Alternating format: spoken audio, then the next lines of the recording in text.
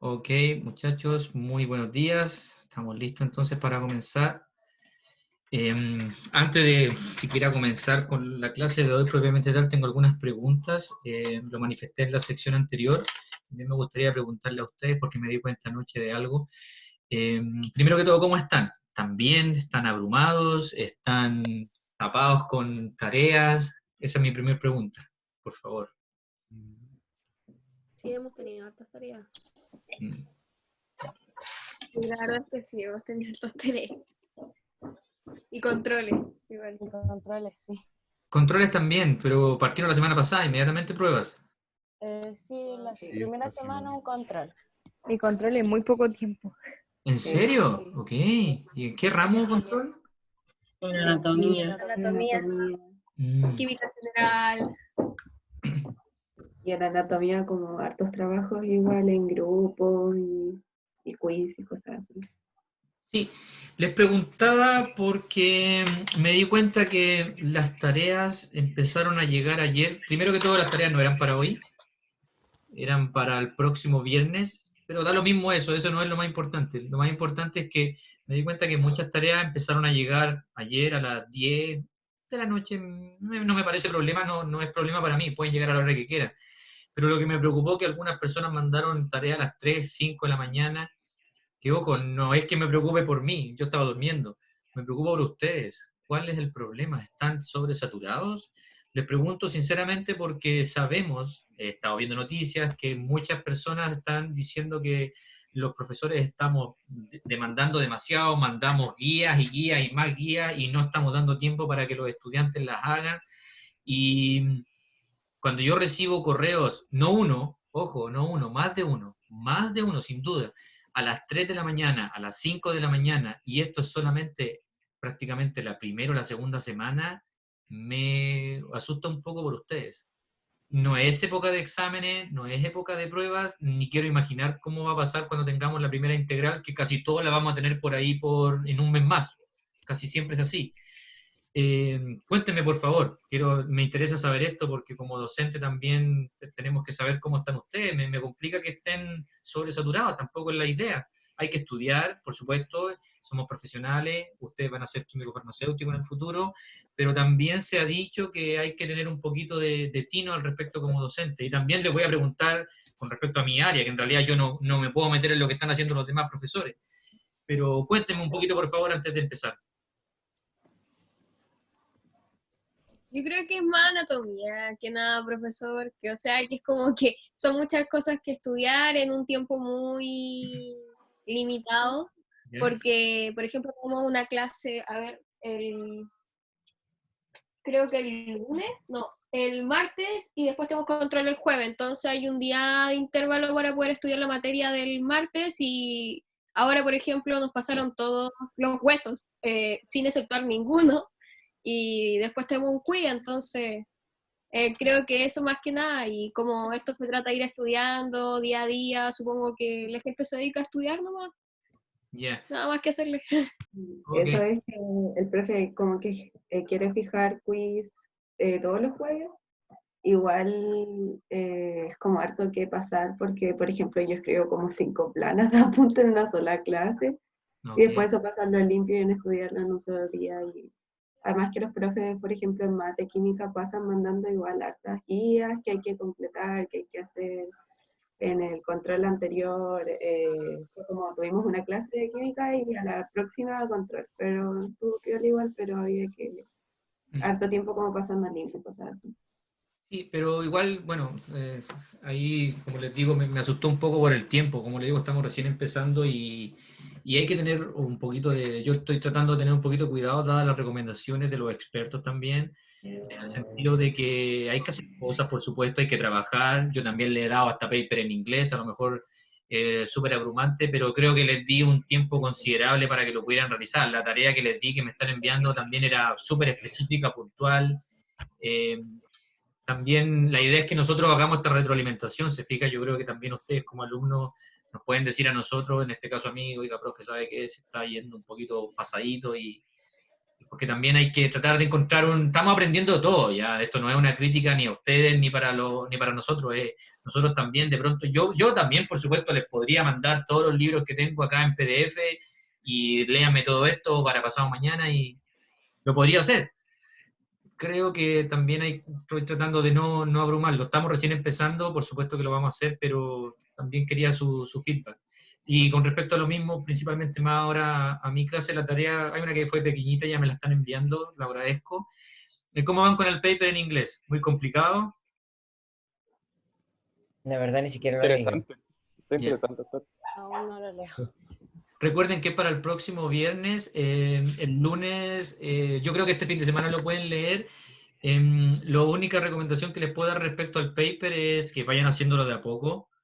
Recuerden que este ramo de biología celular no es molecular, entonces, ojo, hay varias cosas en ese paper que son muy sumamente específicas.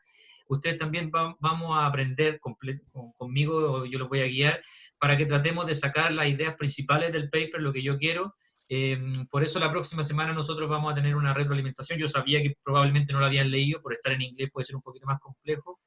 Entonces la próxima semana vamos a tratar de analizarlo en conjunto para ver más o menos cuál es la idea del paper, cuál es la idea, qué queremos saber, qué información sacar y todo el cuento. Pero ustedes también, la idea es que se metan en ese paper y puedan discriminar lo que es importante y no, porque el paper te va a hablar muchas cosas que pueden ser un poquito ligadas, como les digo, a la parte de biología molecular, pero la idea es que ustedes aprendan a extraer en este primer paper en inglés. Por lo que me dicen, ningún otro profesor le ha pasado un paper en inglés, ¿verdad? Todavía no. No, todavía no. Ya. Para que desde ahora vayamos primero que todo aprendiendo a extraer información general y luego vamos a ir dificultándolo un poquito más. Pero bueno, entonces el fin de semana me imagino que lo van a leer, nosotros lo vamos a discutir ya la próxima semana. Y ahora, dicho eso, saber que ya están bastante ajetreados con las clases, vamos a comenzar con la nuestra. Lo último. Ustedes también recibieron las clases, ¿verdad? ¿Las pudieron recibir? ¿Las pudieron ver? Sí. Yo las compartí por Google Drive porque tenía un problema con el YouTube. Ahora ya se actualizó bien, o sea, el YouTube, todo bien, entonces lo más probable es que se las pueda enviar esta ya por compartir por la vía YouTube. El aula virtual todavía tienen inconvenientes ellos. Ayer me respondieron que es verdad, se dieron cuenta que lo que yo les decía era cierto, que tenían que no tienen la sección 2, está solamente la sección 1, no la sección 2. Entonces no he subido nada al aula virtual, pero ustedes saben que les estoy enviando cosas vía correo, vía Google Drive, entonces por ahí estamos igual saliendo a flote. ¿Ok, chicos? Profe, antes que inicie su clase, es una pregunta personal. Sí. Tengo una pregunta, pero es personal. No sé si le ha llegado papeles para homologar ramos de alumnos. No. ¿Ninguno?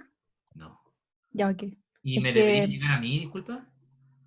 Es que usted es el profe que tiene que aceptar el programa. Ok, Porque el profe... no tengo información de lo que tú me estás diciendo y no me han contactado tampoco de la universidad. ¿Quién me debería llegar, quién me debería enviar eso? Yo creo que la secretaria académica. No Ok. sé si a usted o a la otra profesora que tiene como... que es... Te contesto enseguida que hasta el momento a mí no me ha llegado nada. No sé si tampoco me llegue, porque Ya. como yo soy nuevo, no sé si tuviste la primera clase, yo soy nuevo en la Universidad de Valparaíso, pues esta va a ser la primera clase que voy a impartir como docente, me refiero, estuve como investigador durante mucho tiempo. Entonces eso a mí no me ha llegado nada, y obviamente de llegar me voy a tratar de dar la solución que corresponda. Pero por el momento, frente a tu consulta, no he tenido nada ni de la jefa de carrera ni de la secretaria. Ya, ok. Gracias. De nada. Pero- ¿Alguna otra consulta antes de empezar? Profe, ¿la tarea se manda por correo o se sube al aula? Como el aula todavía no está funcionando para mí, porque como le acabo de decir, hay problemas, no están las dos secciones, de hecho la sección 2 es la que no está, entonces no te la puedo subir al aula. No, el aula no lo estoy usando propiamente tal, así que la idea es que la envíes por correo. Todas las están haciendo Profe, por correo. Dígame. otra consulta, la tarea se la mandamos como en un Word y eso lo pasamos a PDF y se lo mandamos. Como tú quieras, no me complica que esté en Word o que esté en PDF. Lo que sí les pido, por favor, es que al menos en la hoja que envíen, sea Word o sea PDF, que diga su nombre y su sección, porque yo después las divido fácilmente. Como son dos secciones separadas, me ha pasado que, no mucho, 1 o 2 alumnos me han mandado solamente como la tarea, y tengo que andar abriendo el correo para ver el nombre y el apellido, luego tengo que ir a abrir un Excel para ver si él o ella correspondía a la sección 1 o 2, y eso principalmente toma tiempo. No cuesta nada, es igual que una prueba. Cuando haces una prueba, a pesar de que tú me la entregues, tienes que poner tu nombre y tu sección. Aquí es exactamente lo mismo. Por favor, poner tu nombre y tu sección y yo después las divido. Excel, Word o PDF me la han enviado de las dos formas, me es irrelevante. Profe, yo tengo otra pregunta. Le escribí porque yo me inscribí en la sección 2, pero en secretaría me cambiaron a la 1 y a mí no me servía porque me chocaba horario. Entonces, los correos que usted manda me llegan como de sección 1. ¿Tengo que escribirle todas las clases para que me mande el link de esta clase o lo van a cambiar? Porque no sé qué pasa. Mira, esa pregunta es buena. Yo creo que eso, obviamente, yo voy a derivar tu correo. ¿Le escribiste tú a la secretaria? Porque ese problema yo lo desconozco. Sí, ¿Cómo le escribiste a ella? Ellos están al tanto. sí, sí, y me cambiaron en mi horario, ya me sale como sección 2, pero los correos que usted envía con la clase me llegan como de sección 1. Sí, Entonces no sé porque cómo hacer ese cambio. a mí no me ha llegado ninguna información. Entonces, bueno, resumiendo, tu nombre es, Francisca Bernales. me mandaste un correo por lo que me dice, que lo voy a tener que mirar, Francisca Bernales, y tú deberías estar en la sección 2. Ajá, en la 2. O sea, ahora estuviste en mis correos, entonces tú en mi lista apareces como la sección 1. Sí, yo le escribí recién y usted me mandó el link para esta clase, pero porque no me llegaban, de hecho el lunes tampoco pude conectarme porque no me llegó nunca la clase. Y ahí revisé y en mi horario me habían cambiado. Ok, eso lamentablemente hay ahí no sé cómo voy a tener que, bueno, primero que todo está bien que tú lo hagas con la secretaria porque todo eso lo coordinan desde secretaría. A mí lo único que me llegó fue 2 listas divididas en Excel sección 1 y sección 2. En base a eso yo creé estos correos y los envié. Y ahora se están cambiando, entonces eso yo tampoco he tenido la lista oficial. A lo mejor esta semana comprenderán que como es la primera semana, van a tratar de solucionar esos problemas. Y también hay una alumna que estaba en la sección 1 que estuvo en el mismo inconveniente. Ella también tenía un choque de horario. Entonces vamos a tener que ver eso, pero como tú bien dices, está bien que lo manden a la secretaria porque ellos de seguro lo van a arreglar, pero a mí no me ha llegado nada todavía. Ya, gracias. Nada, Profe, dígame. la tarea va con bibliografía, ¿cierto? Sí, desea, sí. En realidad, tampoco en el sentido de la parte de gran positiva y gran negativa que podría ser bibliografía, por lo general las tienes que enviar con bibliografía, pero en este caso era como para resumir lo que habíamos hablado, si te fijas, como para ver que ustedes estaban metidos. Muchas de las cosas que están ahí las dijimos solamente en la presentación. Pero claro, si usaste ya sea el Gerald Carp o el Paniagua en la parte de, o cualquier otra referencia con respecto a la parte de gran positiva, gran negativa, por supuesto la deberías poner. Ah, ya. Gracias. Eso es como protocolo en general para todas las cosas que uno hace para saber de dónde la sacó. Obviamente, si la sacaste de la misma presentación, no vendría al caso, como la parte de procarionte y eucarionte o animal y vegetal, la sacamos de ahí. Claro. Profe. Sí, dígame. Sí. Profe, yo tengo una pregunta sobre la extensión de la tarea. Usted dijo que en la tarea sobre la diferencia entre gran positiva y gran negativa no tenía por qué ser tan extensa, pero el cuadro, ¿qué tan extenso tendría que ser? Lo suficientemente extenso como para explicar las diferencias que hay entre una y otra. Es decir, tampoco debería ser muy extenso Profe, porque yo las diferencias... pero Dígame.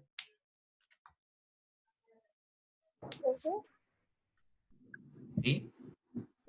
Una consulta, lo que pasa es que con un compañero hicimos la tarea juntos, entonces si se la enviamos tendríamos lo mismo. ¿Hay algún inconveniente con eso? Podemos hablar eso después, yo creo, porque no sé a qué se debe que la hicieron juntos, pero lo podemos hablar después o me explican en el correo y así lo podemos conversar de forma más privada.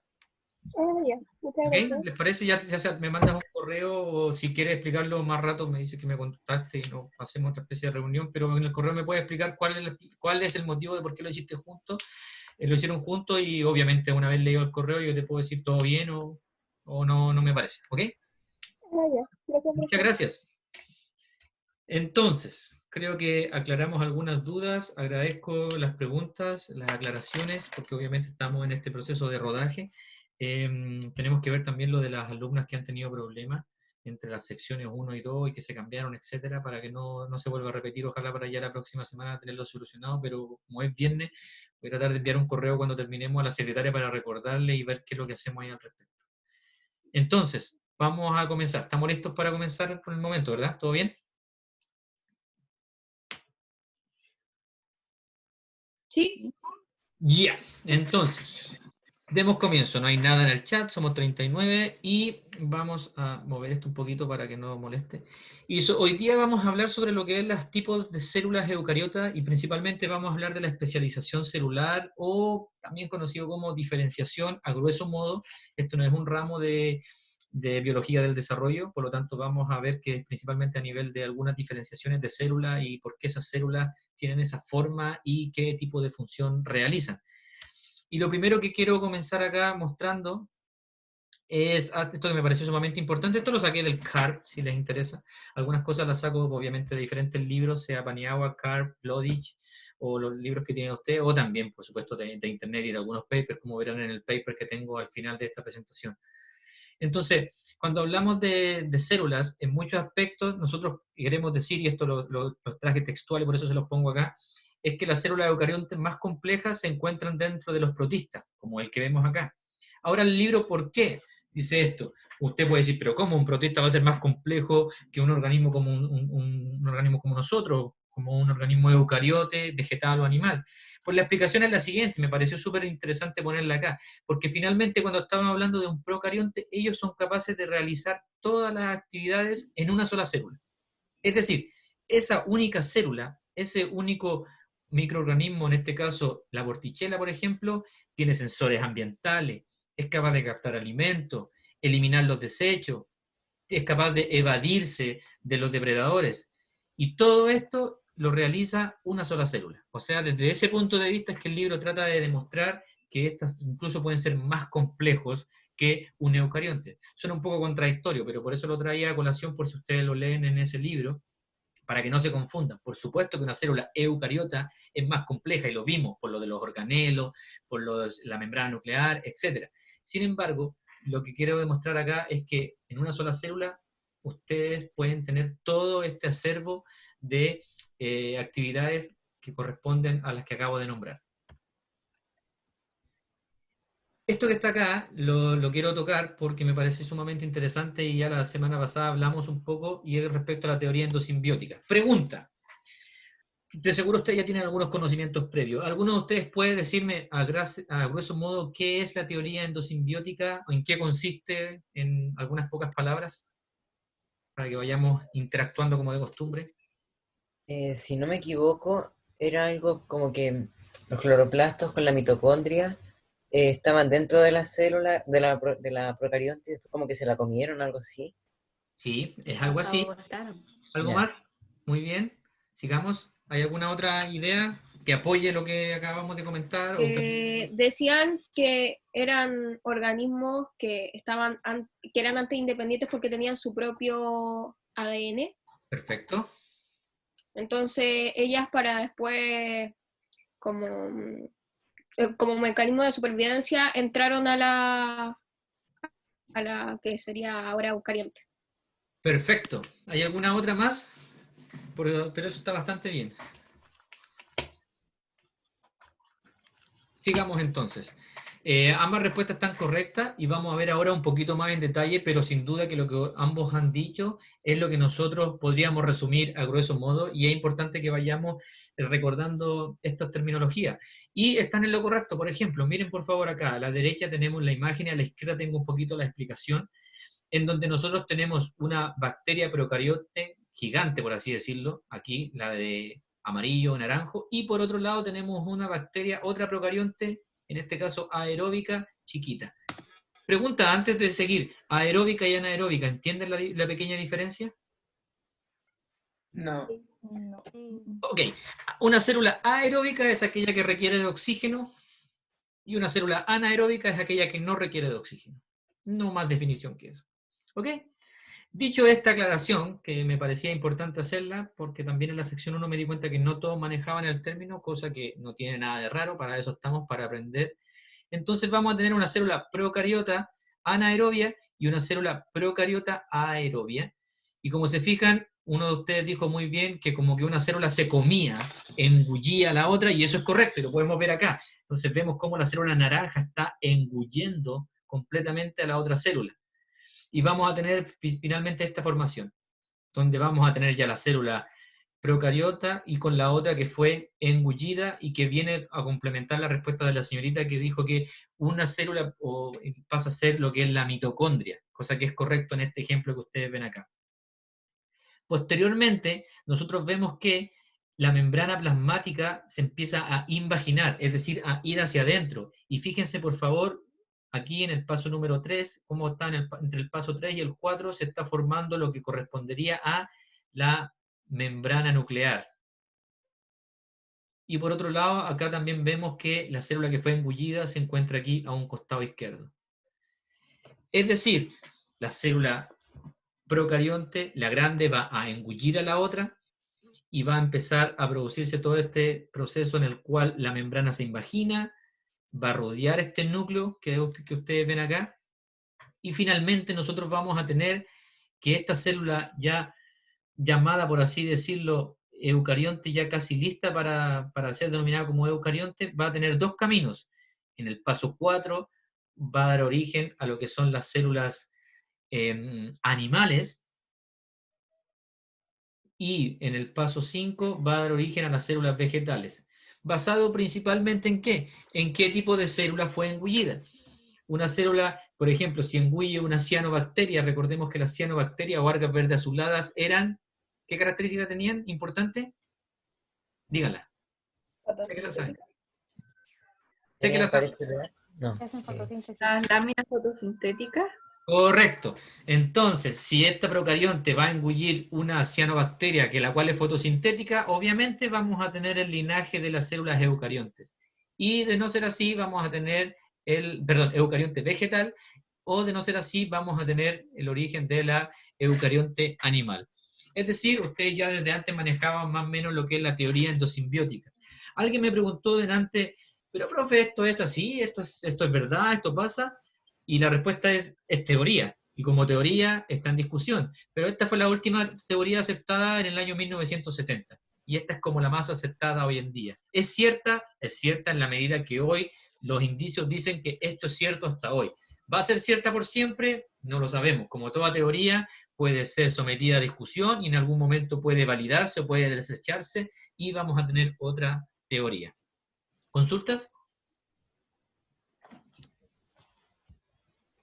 Sigamos. Ahora bien, eso es con respecto a la procarionte. Las eucariontes siguen un camino que es un poquito diferente, porque obviamente vamos a tener de una célula, nosotros somos organismos multicelulares.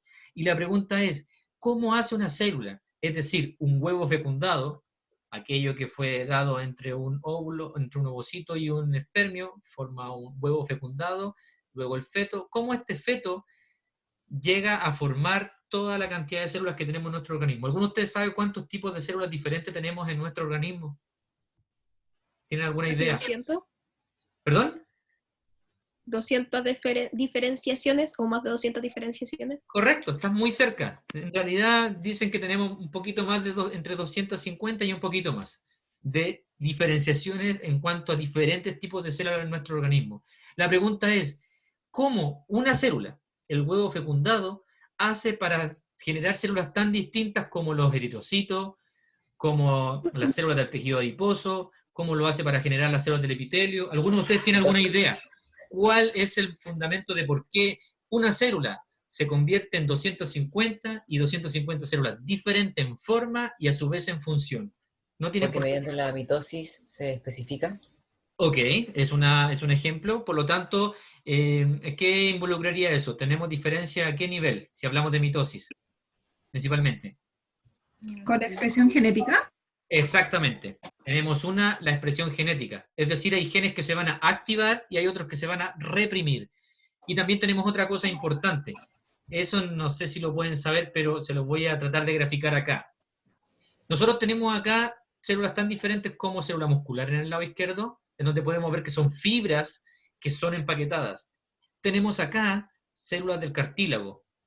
Acá tenemos condrocitos. Fíjense, por favor, la diferencia entre un condrocito y otro, que son los que están aquí en azul con el núcleo. ¿Qué es lo que hay alrededor? ¿Saben qué es lo que hay alrededor? ¿O cómo se le llama lo que rodea una célula, en este caso? Matriz. Matriz extracelular. Muy bien. Y eso también es importante. Es decir, cuando vamos a diferenciar una célula, no solo van a estar participando los genes, ya sea activados o reprimidos, también hay una matriz, porque ustedes deben saber que la matriz extracelular que está rodeando a un condrocito, pregunta, ¿un condrocito es una célula de qué tipo de tejido? ¿Qué tipo de tejido? Tejido colágeno, del colágeno, eso de fibra. Ay, no me acuerdo. Eran colágeno, ¿no es cierto? Colágeno. ¿No? Ahí tiene que ver con colágeno, pero el condrocito pertenece a el tejido adiposo, el tejido óseo o el tejido cartilaginoso. Cartilaginoso. Cartilaginoso. Perfecto, Eso. perfecto, muy bien. Teníamos que aclararlo porque en algunos momentos la gente se complica un poco y se confunde. El condrocito es la célula básica de lo que es el cartílago. El osteocito es la célula básica del Tejido óseo.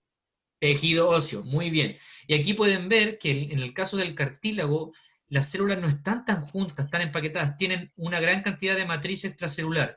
Y eso es lo que define también en las células. Las células no solo, repito, va a ser diferenciada debido a la parte genética, es decir, a la expresión o represión de genes, sino también a la matriz extracelular.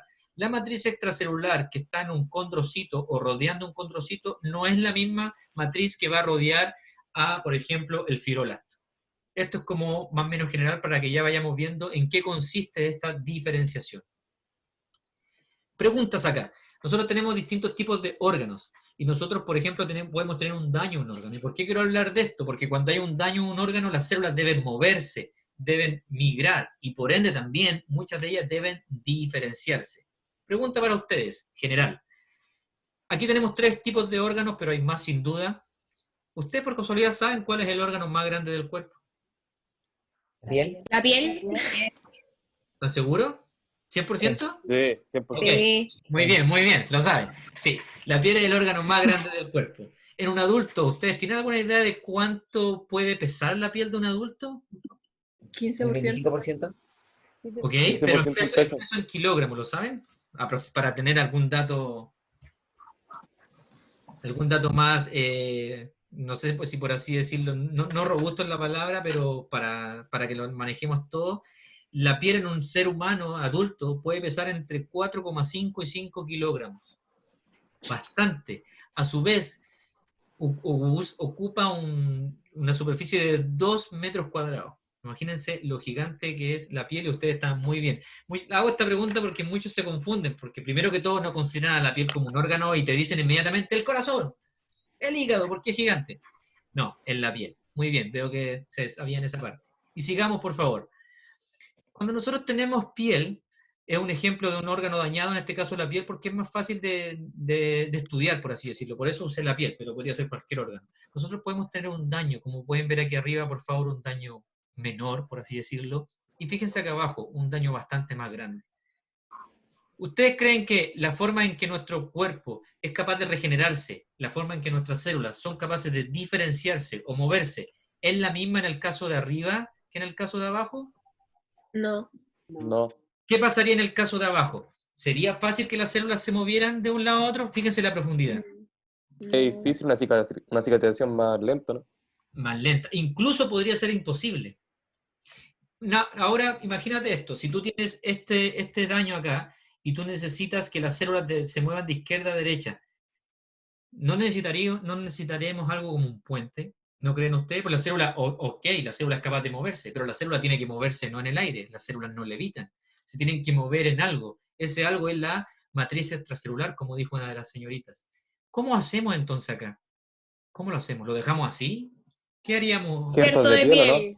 Injerto de piel. Muy bien. Aquí tendríamos que hacer un injerto, es decir, tener una matriz que permita que las células crezcan y se muevan. Y así, por ejemplo, podemos llegar a esta área, lo que corresponde a la ingeniería de tejidos. Me van a disculpar, pero yo tengo algunas presentaciones en inglés, pero en la nada, yo les voy a explicar. ¿Les complica? ¿Está todo bien? Todo bien. Todo bien. Todo bien. Ok, muy bien. No, aparte no es tan complejo. Entonces, en este caso, como la señorita bien dice, necesitamos algo, un implante. En este caso, un implante, nosotros podríamos decir que en el ámbito de la ingeniería de tejido, que se divide en tres, que son las matrices o soportes, o en inglés conocidos como scaffold, tenemos las células aisladas y tenemos la sustancia inductora de tejido. Primero que todo, vamos a tener que poner una especie de andamiaje, soporte. Y esto, en el caso de un implante, por supuesto, es el trozo de piel. Pero la pregunta es, ¿y qué pasa si yo me quemo el 50% de la piel? Ustedes saben que hay injertos, ¿verdad? ¿Cómo lo hago? ¿De dónde voy a sacar piel si no tengo? Entonces ahí lo que nosotros hacemos es generar estas matrices. Y estas matrices, ¿qué es lo que vienen a emular? ¿Qué es lo que vienen a tratar de asimilarse? A la epidermia. Ok, eso es correcto, a la piel en particular, y más específico a la matriz extracelular. Lo que nosotros buscamos aquí es emular la matriz para que las células puedan asentarse y para generar este puente. Porque como te digo, aquí no hay problema, aquí arriba, pero acá abajo es imposible que la célula migre de izquierda a derecha. No lo va a poder hacer. Por eso necesitamos ese implante. Aquí tenemos otro Profe, ¿qué recurso. simulaba la matriz? Las matrices, estos scaffold, estos soportes que nosotros podemos crear en el laboratorio, que lo voy a explicar más adelante, lo que simula es la matriz extracelular. Porque, por ejemplo, estos scaffold, estos soportes principalmente son hechos de colágeno. Y el colágeno está presente en tu cuerpo, es la proteína más abundante y sin duda en la piel es la proteína que permite que las células se conecten unas con otras. Esta pregunta me parece interesante que la hagamos, no tienen por qué saberlo, pero vamos a tratar de remover los conocimientos que ustedes sin duda tienen, ya sea como estudiantes de sus clases de biología o como una persona que está mirando una noticia y aprende algunos términos. Por ejemplo, si hay un órgano dañado, como el corazón, sabemos, chiquillos, que hay un montón de problemas, hay gente que muere esperando un órgano como este, y tenemos algunos conceptos. ¿Han escuchado hablar de trasplante? Me imagino que sí. Sí. Pregunta, ¿qué es un trasplante autólogo? ¿En qué consiste? No, si es autólogo, supongo que del mismo. Puede ser esos injertos de piel que me hago del pie a otra parte de mi cuerpo. Podría ser eso. Perfecto, eso es. Eso es un trasplante autólogo. Nunca más se le puede olvidar. Trasplante proveniente del mismo paciente. Ahora bien, vamos un escalafón más arriba. ¿Qué es un trasplante heterólogo o halogénico? De otra persona, o de otro ser. Otro individuo. Perfecto. Se manejan en estos términos. Vamos a otro. Y un trasplante xenogénico. Este es un poquito más difícil. Xenogénico con X. Vamos, les tengo fe. Sé que ustedes la saben. ¿Tiene algún animal? Correcto, es de algún animal. Eso es correcto. Y vamos ahora a la definición. Entonces, muchas gracias por participar y todas las respuestas fueron espectaculares, están todas bien. Tenemos un... perdón, dígame. ¿Cuál era? ¿Autólogo, xenogénico y el otro?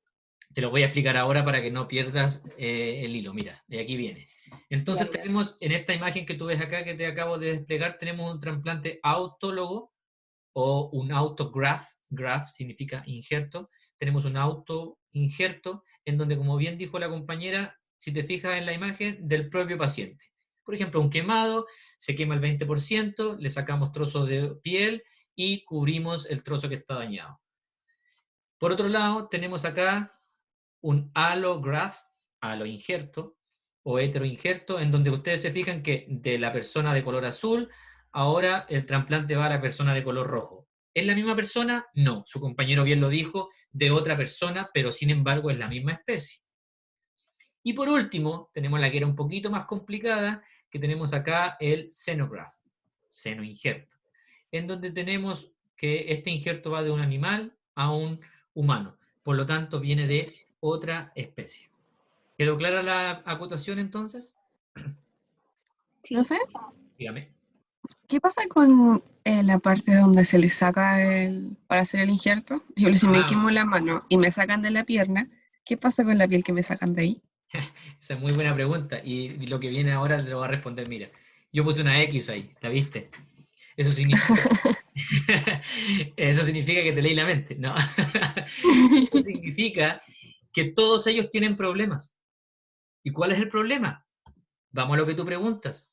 Es como de vestir un santo para cubrir otro, ¿verdad? Y es lo que pasa. Yo he estado cuando yo trabajaba en piel, he estado en el IST trabajando donde viene una persona que viene quemada, le sacan con se llama un aparato que se llama dermátomo, y finalmente, ¿han ustedes visto el cepillo con el que, bueno, si alguno de ustedes ha trabajado con madera, se pone la madera, se toma un aparato que se llama cepillo y tú lo deslizas y vas sacando lonjas de madera? ¿Lo han escuchado? ¿Lo han visto por lo menos? Sí. Ok, el dermátomo hace exactamente lo mismo, es como el cepillo, tú lo tomas y vas sacando la piel y la vas poniendo en el lugar que está dañado. Pero a lo que tú preguntas, es obvio que estás sacando piel de una parte para cubrir otra. Ahora bien, ¿Cómo cubre la otra? correcto. Ahora bien, la diferencia está en que la lámina que tú sacas cuando usas el dermátomo, que es el nombre científico de esto, es muy delgadita. Por lo tanto, es como tener la lesión superficial, mientras que la zona que estás cubriendo es una zona que a veces puede llegar a hueso. Por eso lo hacemos. Y eso se le llama gold standard, que es como el gold standard, es como la traducción literal es algo de oro, es como el tratamiento convencional. Ese es el gold standard, el tratamiento el base que usan los médicos. Pero por supuesto, si tú te fijas, sacas de una parte para cubrir otra. Entonces, por supuesto que yo puse esa X para demostrar que tiene problemas. ¿Te quedó clara la respuesta? Sí. Vamos a la segunda. ¿Qué pasa si yo dije que todos ellos tenían problemas? ¿Qué pasa si mi hermano se quema y le doy piel yo? ¿Hay problema? Yo dije que sí. ¿Cuál es el problema? ¿Posible que le rechace? Correcto, es posible que lo rechace. Es posible que lo rechace a pesar de ser mi hermano. Y ahora, ¿qué pasará? Bueno, en ese rechazo ustedes tienen que saber que principalmente está dado por ¿qué tipo de estructura? ¿Por la membrana? ¿Por las proteínas de la membrana? ¿Ustedes saben eso? Es buena pregunta para que me la respondan. Puede ser por las proteínas de la membrana porque cada una tiene su propio como código. Correcto, eso es correcto. Finalmente el rechazo, y esto va a anexarnos con la parte que viene, así que pongan atención, finalmente el rechazo está dado por las proteínas de membrana, las cuales pueden ser reconocidas. Esto no es una clase de inmunología, pero quizá escucharon hablar del MHC, del complejo de histocompatibilidad mayor, que es el que precisamente va a reconocer esas partes y va a dar toda una cascada en rechazo, es decir, va a darse cuenta que estas células no me pertenecen, principalmente por las proteínas, por lo que está en la membrana, y va a producir un rechazo. Y la pregunta ahora, ¿y qué pasará con el animal? Se muere nomás. No, pero la pregunta es, ¿qué pasa con el tejido tomado de animal y puesto en el humano? ¿Qué pasa? ¿Tiene algún problema? ¿Hay rechazo? ¿No hay rechazo? ¿Qué opinan? Bueno, primero creo que se debería tratar de buscar la piel lo más similar a la piel humana. Sí. ¿Pero aún así podría haber problema? Claro, por supuesto. Por supuesto. Aún así tiene que haber problemas. Y con el animal, ¿creen ustedes que está bien? ¿Hay problema? ¿Hay rechazo o no? Creo que el rechazo puede ser mayor todavía. Ok, eso es verdad. ¿Qué pasaría si yo les digo que hoy en día en ingeniería de tejido podemos usar materiales de un animal y ponerlos en el humano? ¿Han escuchado hablar del término descelularización en su vida? No. ¿En qué creen que consiste? Succionar la sangre del órgano y llenarla de sangre humana. Puede ser, veo que está viendo la imagen, puede ser, es una opción. No O traspasar literal, célula. no literal. ¿Cuál fue la segunda? Repítela, por favor. ¿Quién? Repite la segunda opción que dijiste. Ah, yo dije traspasar células. Ok, entonces el término, antes de traspasar células, ¿qué te parece esto de Hay descelularización? que sacarlas. Perfecto, hay que sacarlas. Y eso es lo primero que debemos hacer. Hay que sacarlas. Fíjate que en esto que está acá, lo que nosotros vemos son distintos órganos descelularizados es decir, órganos que les removimos las células, y después podemos hacer lo que tú bien dijiste, que viene el próximo nivel. Ok, lo que tendríamos que hacer ahora es ponerle células. ¿Pero células de quién? Profe, Dígame. entonces ¿Es uno ahí mismo? sería como, o sea, quedaría solo la matriz. Correcto. Eso es lo que quiero que sepan, que quedaría solo la matriz. ¿Y por qué quiero que quede solo la matriz y no las células? Uniéndolo con la pregunta que hice recién. ¿Por qué?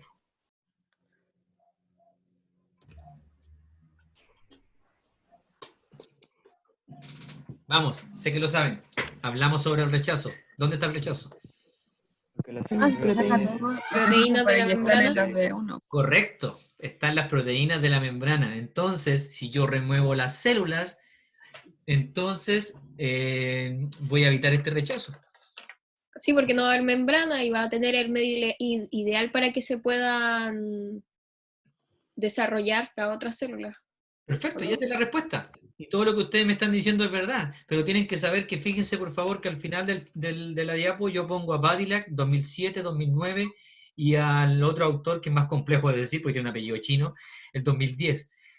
Lo que nosotros estamos hablando ahora tomó años de investigación para que alguien se diera cuenta y dijera, recién en el 2007, oye, pero si el rechazo inmunológico está solamente en las células, ¿y qué pasa si yo remuevo estas células y me quedo con este soporte? Porque recuerden que el soporte es sumamente importante, lo dijimos, la matriz extracelular. Este soporte es mi matriz extracelular.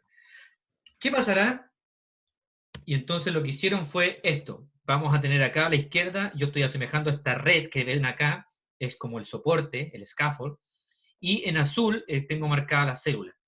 Entonces lo que yo voy a hacer va a ser descelularizar, remover todas estas células. ¿Por qué? Porque me pueden generar rechazo, y no quiero rechazo. Entonces, para removerla hay distintos métodos. Uno puede ser removerla por método de congelamiento o descongelamiento, que lo asemejo con este cristal de hielo. ¿Qué pasará ahí? ¿Qué pasa cuando yo congelo y descongelo una célula? ¿Se desnaturaliza? ¿Correcto? Estalla principalmente. Recuerda que la vamos a llevar a temperatura muy baja, entonces la célula va a morir. No es capaz de mantener el agua dentro y ¡pum! Va a explotar. Pero también yo puedo descelularizar por medio de detergentes, SDS o Tritón, y después lavar. ¿Por qué? Vamos a ver si han visto Se rompe la membrana. ¿Por qué, perdón? ¿Se rompe la membrana? Correcto. Se rompe la membrana y lo aprendieron en sus clases y también lo pueden haber reforzado por el coronavirus. Porque ¿qué nos dicen del coronavirus? Que un virus. Lo único que tenemos que hacer es simplemente lavarnos con agua con jabón, con detergente, con esto que va a romper lo que es la membrana. Pero fíjense, por favor, que al final acá, ¿qué es lo que tengo? Al final de esta diapo. Solo la matriz. Solo la matriz. ¿Y por qué? Porque es sumamente importante, se los dije en un principio. No solo los genes son importantes, la matriz también es importante. Si yo quiero cultivar mis células de piel, generar una matriz que se parezca lo más que sea posible a la matriz que tiene el fibroblasto, a la célula le va a favorecer desde el punto de vista de la adhesión, desde el punto de vista de las vías o cascadas que va a activar. Por supuesto, esto lo vamos a ver más en detalle cuando hablemos de matriz, pero ahora deben saber que la matriz es sumamente importante, no solo como un andamio. La matriz es tan importante que se ha descrito que las células pueden diferenciarse, imagínense esto, pueden diferenciarse solo cambiando la rigidez de la matriz. Eso lo vamos a hablar cuando hablemos de células madre, pero eso es sumamente interesante. Es decir, concepto para recordar por siempre, la matriz no es solamente algo como un andamio que simplemente soporta la célula, es mucho más que eso. Activa cascadas, permite adhesión, permite proliferación, permite el movimiento de la célula. ¿Ok? Vamos a la otra parte. Dígame. De las tres injertos, ¿cuál sería el más adecuado? ¿O depende del caso? El más adecuado, como les decía, lamentablemente, lo que tenemos hoy en día que llaman el gold estándar es el autoinjerto. Porque el autoinjerto no te genera rechazo alguno. Pero si es mucho, por ejemplo, en los casos de la gente que se quema y es mucha parte del cuerpo. Si es mucho, vamos a hacer esto. Déjame mostrarte. Si es mucho, nosotros en la Universidad de Valparaíso principalmente trabajamos en este soporte que tú ves acá. Lo acabas de ver en la matriz, en la placa de Petri. Eso que tú ves ahí es una matriz extracelular, es un polímero, un soporte polimérico generado por las 3 universidades de la región, la Universidad de Playa Ancha, de Valparaíso y la Universidad Santa María, y eso es lo que eso va a emular una piel. A eso que tú ves ahí, que es, en nuestro caso, es principalmente compuesto por proteínas de matriz extracelular, proteínas similares al colágeno, ácido hialurónico y quitosano, que estas van a emular la matriz. Lo que nosotros hacemos después de esto, si te fijas, es igual que una piel. Lo que nosotros tendríamos que hacer es tomar un trocito de piel pequeñito. Yo tomo un trozo de piel en el IST de 2 centímetros cuadrados. La llevo al laboratorio, la cultivo. Y tú sabes que las células, al cultivarlas, las voy a hacer crecer, expandirse. Puedo llegar desde 100 células hasta millones de células. Y luego puedo hacer distintos tamaños esta matriz y cubrir a tu zona dañada, que es lo que nosotros hacemos en el IST. Nosotros esto lo creamos hace varios años atrás, no tienen por qué saberlo, pero esto está patentado en Estados Unidos, se generó una empresa con esto, y hasta el día de hoy se han tratado más de 150 pacientes, ya sea quemados o con úlceras. Y hoy en día en el IST se están realizando los ensayos clínicos con pacientes para validar aún más este sistema.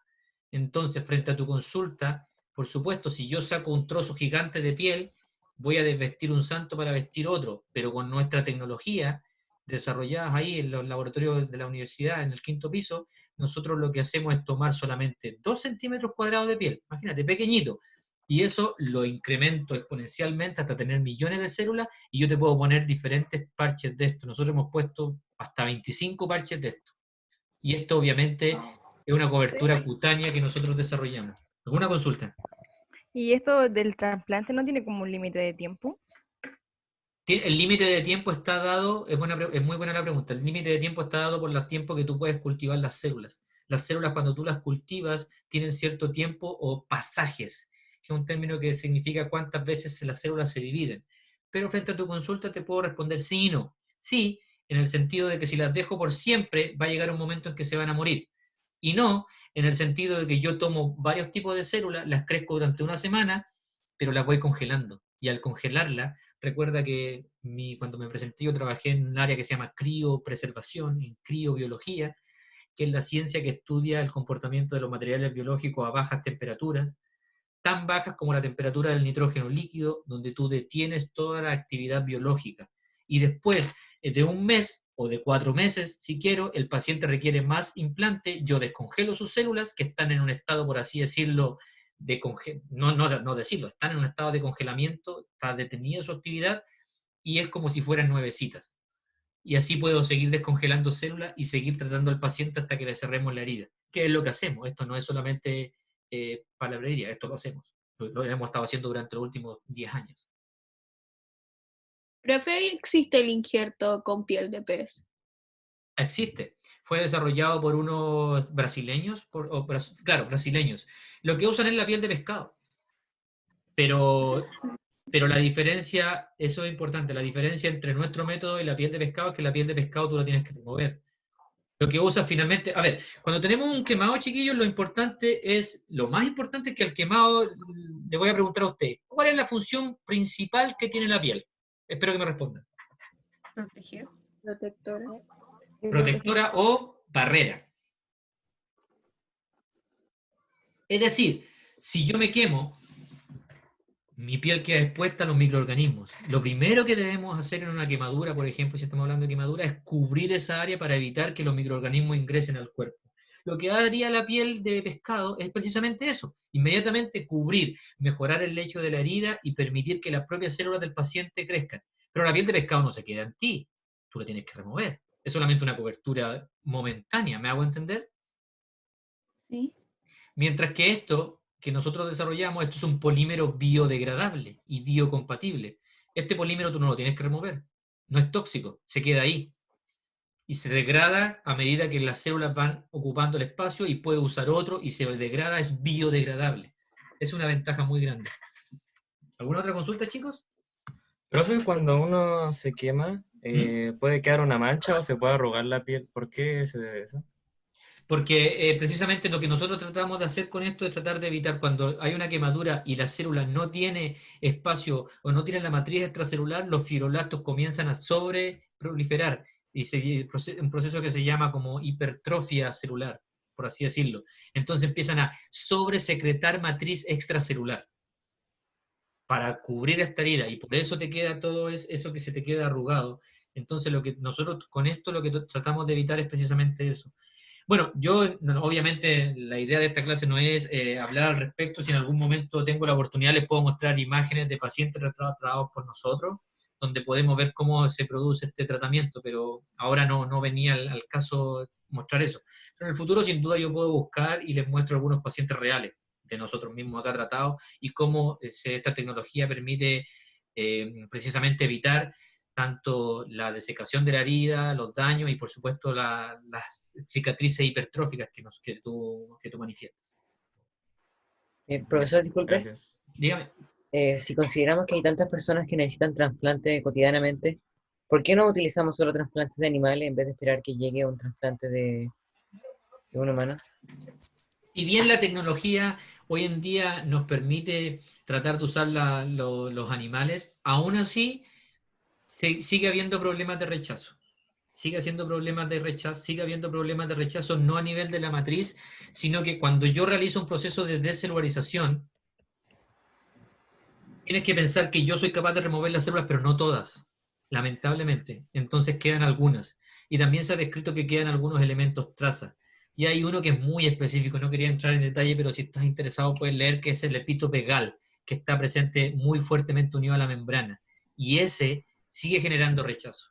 Es decir, nosotros a pesar de realizar estos procesos, igual quedamos con trazas.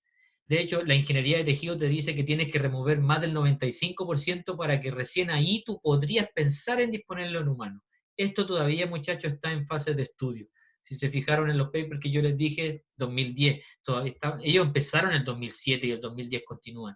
Pero aún hoy en día esto es complejo de realizar y no es tan fácil como simplemente sacarlo de y haciendo esto igual puede existir una posibilidad de que lo rechace el cuerpo, ¿sí, o no? Ok, por supuesto es menor, porque se ha descrito que la matriz extracelular favorablemente, que fue lo que describieron estos investigadores, la matriz extracelular es compartida por las especies. No debería generar rechazo. Si el rechazo está principalmente compuesto del problema viene con las células. Y principalmente en las proteínas de membrana, como les decía.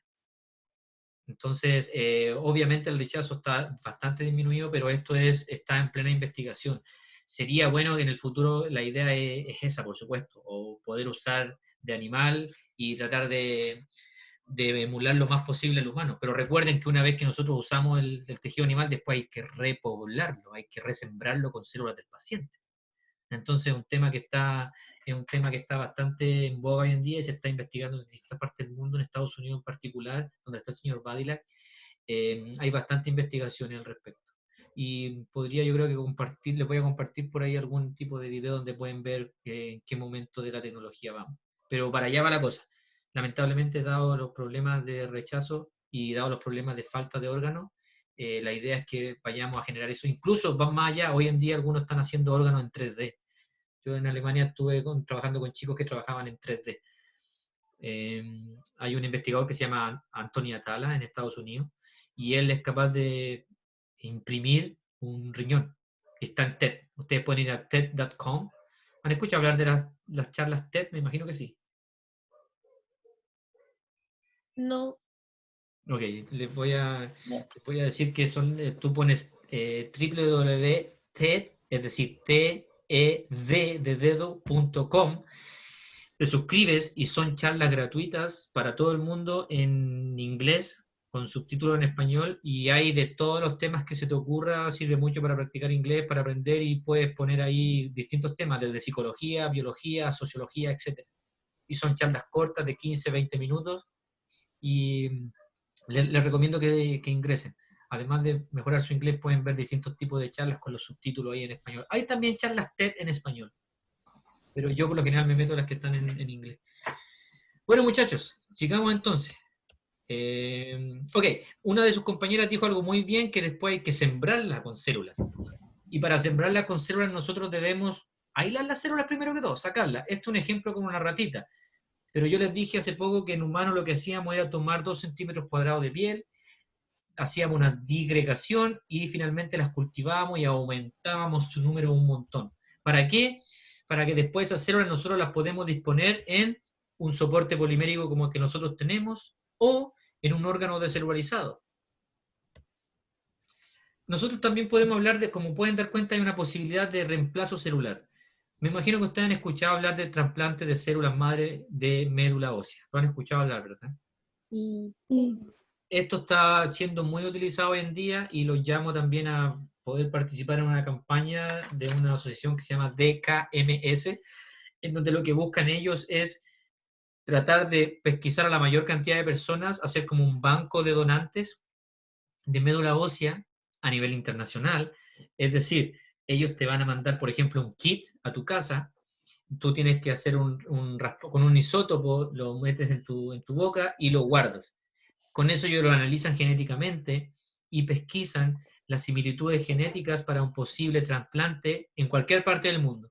Es decir, en algún momento una persona en África, en Rusia, necesita un trasplante tuyo, te van a pedir esta célula y van a viajar y lo van a implantar. Así como también un chileno podría necesitar un trasplante de cualquier persona del mundo.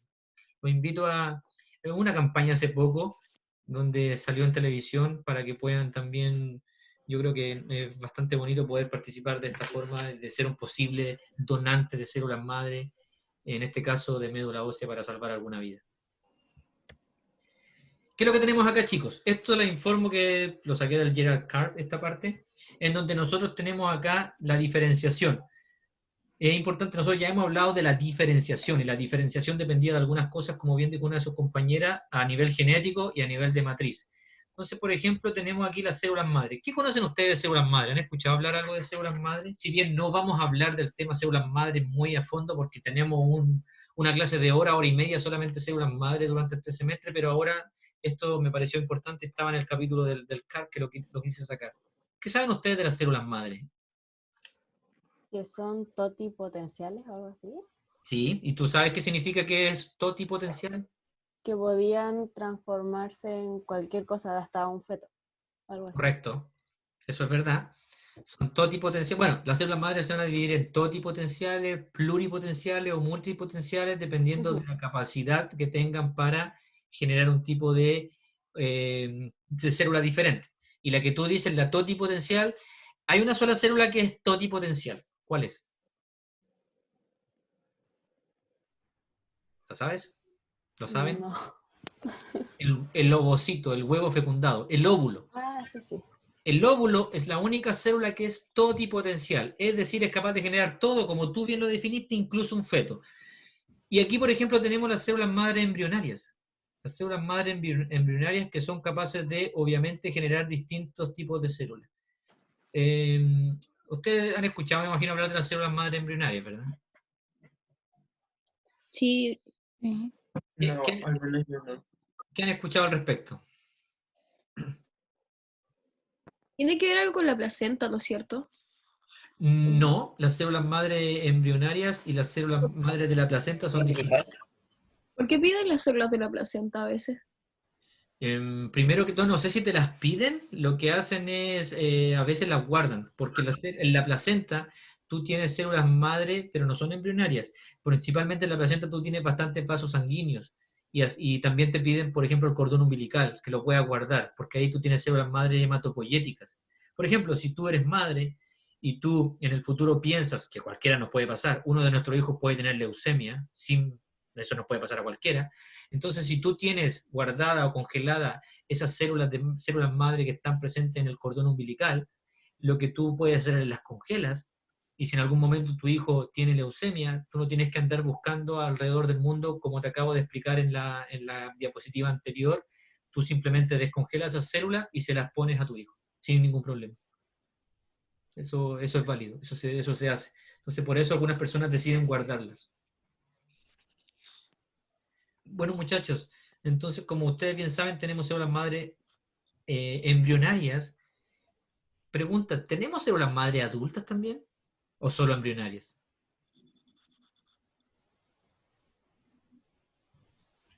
No lo sé. ¿Saben si hay? No, o sea, no solo hay embrionarias. ¿También hay adultas? ¿Usted cree que también hay adultas? Sí. Sí, está en lo correcto. También hay células madre adultas. Durante mucho tiempo se trabajó solamente con las embrionarias y se pensó que eran las únicas que tenían esta capacidad, pero después se descubrieron que hay células madre adultas en diversas partes del cuerpo. Y yo cuando me presenté, yo dije que yo trabajaba un tiempo, cuando yo fui a Alemania, en Múnich, yo trabajaba con células madre y les dije de dónde las obtenía. ¿De dónde las obtenía? A ver si se acuerdan. A ver si pusieron atención en la introducción. Creo que no les importó. ¿De dónde la obtenía yo? En Múnich. Me pasaban 1 kilo, les dije yo. 1 kilo. ¿De qué lo que era? Ah, no estaban poniendo atención, los pillé. De grasa. Yo dije que... ¿En grasa? Sí. Yo dije que me pasaban las liposucciones y me pasaban 1 kilo de grasa de las personas obesas mórbidas que iban a hacerse sus reducciones y me pasaban una bolsa de 1 kilogramo de grasa donde yo podía obtener células madre. Células madre adultas pueden ser obtenidas desde diversas partes hoy en día, como por ejemplo, desde la piel, desde la encía y desde la grasa, por decir solamente algunas. Entonces, la pregunta es, ¿tienen las mismas capacidades de diferenciación que una célula embrionaria? ¿Sí o no? No. Sí. No. Sí. Ok, tenemos 2 y 2, tenemos 50-50. La respuesta es no. Las células madre adultas no tienen la misma capacidad que una célula madre embrionaria. Las células madre adultas por lo general va a diferenciarse a la capa germinal a la que corresponde. Por ejemplo, si tenemos células madre adultas mesenquimáticas provenientes del mesodermo, va a diferenciarse principalmente solamente a ese linaje y no al otro.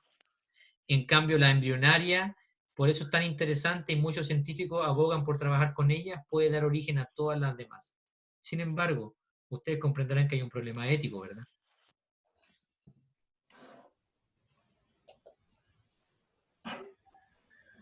Cosa que no vamos a discutir ahora porque no estamos en bioética, pero lo podemos discutir en el semestre cuando corresponda a lo de bioética. Porque en Estados Unidos, por ejemplo, se prohibió, en el gobierno de W. Bush, prohibieron el estudio con células madre embrionarias.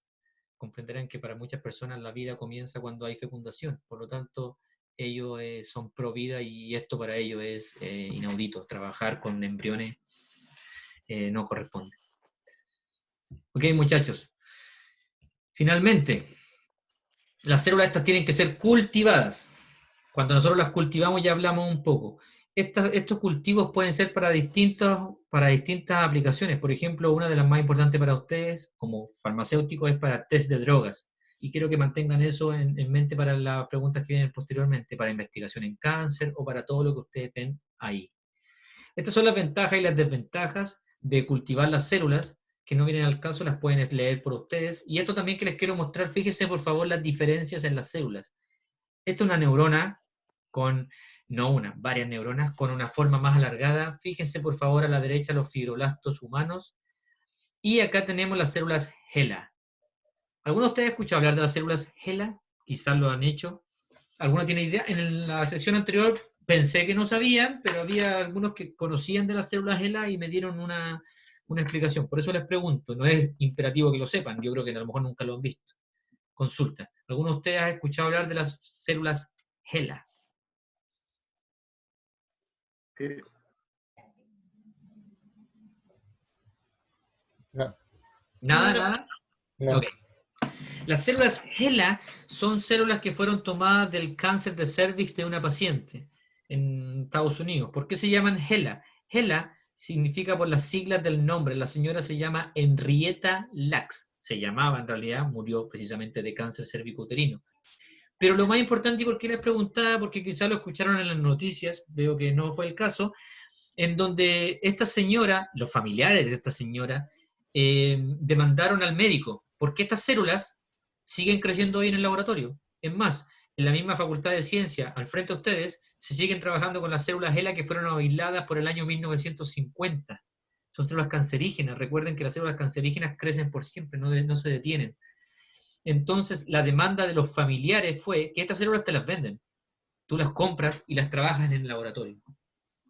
Y los familiares de la señora Henrietta Lacks demandaron a la Corte Suprema y todo el cuento, porque el investigador se estaba haciendo millonario y la familia no estaba recibiendo nada. Lo que supuso otro dilema bioético, que también lo podemos discutir más adelante, es, ¿y de quién son las células? Y si se hace un negocio, ¿a quién pertenece? Al médico que las tomó, porque el médico lo único que hizo, tomó un raspaje, las tiró a cultivo y se forró en dinero. O B, a la paciente que las poseía. Y ahí llegamos a un dilema ético, por eso les preguntaba. Salió las noticias, creo, la última vez hace 2 años y medio, donde llegó hasta las altas instancias de la Corte Suprema y ya ahí después ya no se ha sabido. Hasta el día de hoy creo que no se sabe finalmente quién ganó el juicio, pero estaba en la Corte Suprema. Lleva años ese juicio, años de años. ¿Alguna consulta hasta el momento? O sea que hay células de ella en muchas partes del mundo. Correcto. Prácticamente en todo el mundo, creciendo, las llamas y te las venden, y en la Facultad de Ciencia hay, creo no equivocarme, que en la Facultad de Farmacia también debe haber. Porque, por ejemplo, ustedes como farmacéuticos les interesa mucho trabajar con drogas anticancerígenas, si es que les interesa la parte de generación de drogas. Entonces, estas células son básicas. Y así como hay células, ojo, no es la única línea celular que existe, existen varias. Yo trabajaba en Alemania con breast cancer, en español es cáncer de seno, y tenemos distintas líneas celulares para trabajar con cáncer de seno o de mama. Yo usaba las famosas MCF7, también usaba las MDA, MB231, etc. Hay varias. Y eso significa que cuando yo desarrollo una droga anticáncer, o ustedes principalmente, la tienen que probar en varios cánceres, porque no puede ser que no te mate las células de las células HeLa o las de cáncer cervicuterino, pero sí te mate el cáncer de mama, o sí te mate el cáncer de colon. Es decir, por eso hoy en día hay diversas, ni siquiera sé la cantidad de líneas celulares creciendo de diferentes cánceres, de glioblastoma, de neuroblastoma, de mama, de colon, etcétera, etcétera, de lung, pulmón. Por lo tanto, hay diversas líneas. Esto principalmente lo que yo les demuestro acá es para que si ustedes se fijen, miren por favor la parte de arriba y la parte de abajo. Pregunta, ¿qué diferencia notable hay, además de la forma, entre las células epiteliales, que son los queratinocitos acá arriba, y las células de acá abajo, los fibroblastos, a nivel de matriz? Visualmente, ¿qué pueden decir? Las epiteliales están muy juntas entre sí. Correcto. Por lo tanto, la matriz extracelular es casi mínima, mientras que la otra están más separadas entre sí con mayor matriz extracelular. Y precisamente por eso se las mostré, para que vayamos reforzando el término de matriz extracelular, etc. Y recordemos aquí que en el caso de la piel los queratinocitos deben estar así. ¿Por qué? Porque son una barrera, ya lo vimos. Debe ser una barrera para el ingreso de microorganismos a nuestro cuerpo. Entonces, tenemos también acá lo que respecta a los sustratos de cultivo. ¿Por qué se los traigo, muchachos? Los cultivos generalmente se han hecho en 2D, en 2 dimensiones. Ya sea, miren acá estoy mostrando los frascos plásticos y ahí tienen las placas de Petri. Aquí tienen las placas de 6 pocillos que se llaman. Y estos son en 2D, este que está acá en 2D y en 2D. Dígame. Los medios de cultivo, ¿en qué? ¿Cuál es como su función? ¿Cuál es el papel que cumple, por ejemplo, el medio L15? Yo una vez ocupé un medio L15. Ok. ¿Cuál es el papel que pone un medio ideal para que se puedan cultivar? ¿Qué hace? ¿Tiene nutrientes para las células? Todas las anteriores. Todas las anteriores. Todas las anteriores que tú dices. Te lo voy a mostrar en la que viene. Simplemente aquí, mira, te muestro que están los medios de cultivo y aquí están en 2D y aquí están en 3D. Fíjate en 3D cómo están. Ahora te voy a responder a tu pregunta, voy a ir acá. Ahí está tu pregunta, respondida. Como bien dijimos, hay diferentes tipos de células. Pregunta para ustedes. De esas 250 diferentes tipos de células, ¿ustedes creen que todas requieren lo mismo? No. No. Exactamente. Es decir, todas tienen diferentes requerimientos y a su vez, en base a eso, hay distintos tipos de medios de cultivo, como bien decía la señorita. Tenemos el MEM, el DIMEM, el RPMI 1640, el IMB, el HAM F10, etcétera, etcétera. Hay tantos medios de cultivo como células tengas que cultivar. Y frente a tu pregunta, la respuesta es todas las anteriores, porque fíjate, los medios no vamos a entrar en detalle, pero ahí te grafico todo lo que tienen. tienen aminoácidos, vitaminas, glucosa, es decir, fuentes de alimentación. Si pudiéramos definir el medio, y te la tengo que responder en corto, te diría que el medio principalmente es la forma en que la célula se va a alimentar, a nutrir. Eso sería en corto. Y ahí están largo todas las especificaciones, fíjate. Por lo general, el medio, nosotros cuando hablamos con células animales, nosotros lo que hacemos es suplementarlas con suero, debido a que posee esto que tienes acá, factores, etc. También lo podemos hacer con inhibidores de crecimiento bacterial. Para eso podemos usar penicilina, streptomicina o anfotericina B para matar los hongos. Ahora, por lo que tú me dices, tú cultivaste bacterias, ¿verdad? Que estaba estudiando la leucemia. Leucemia inseminada en Mytilus chilensis. Ok, ya, entonces, bueno, ese medio, dijiste LB. L15. Ah, L15, ok, ya me confundí, porque claro, el otro es para bacterias, el L15. Sí, tú bien lo dices, hay distintos tipos de medios y te lo acabo de corroborar, va a depender del tipo de célula. Otra manifestación que nos lleva a la diferenciación, porque las células no van a requerir lo mismo, van a requerir distintas cosas. Cuando trabajas con células neuronales, por ejemplo, estos medios no te van a servir, o se ocupan estos medios como base y luego tienes que añadir distintos tipos de factores de crecimiento, glutamina, etc. Eso va a depender del tipo de célula. Creo que respondí a tu pregunta, ¿verdad?